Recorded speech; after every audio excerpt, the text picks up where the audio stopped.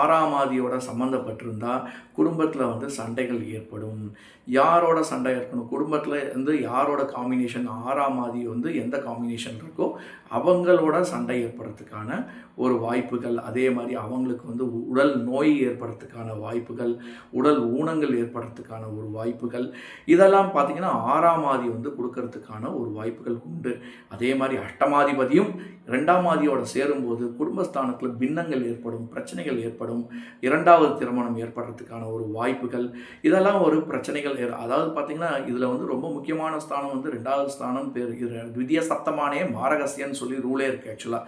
அதாவது லக்னத்துக்கு 2ஆம் ஆதி வீட்லையும் அதுக்கு 8ஆம் ஆதி வீட்லையும் பார்வைகளுடைய வரும்போது பிரச்சனை எப்போல்லாம் பிரச்சனை ஏற்படும்னா இந்த இந்த ஃபார்முலா யூஸ் பண்ணுவாங்க. த்விதிய சப்தமானே மாரகசிய அப்படின்னு சொல்லுவாங்க ஆக்சுவலாக. 2ஆம் ஆதியும் 2ஆம் ஆதியினுடைய 8ஆம் இதில் 7 இருக்கிற ஒரு ஸ்தானமும் லக்னாதிபதிக்கு 8ஆம் ஓடிய இருக்குன்னு பார்த்தீங்கன்னா அந்த காம்பினேஷன்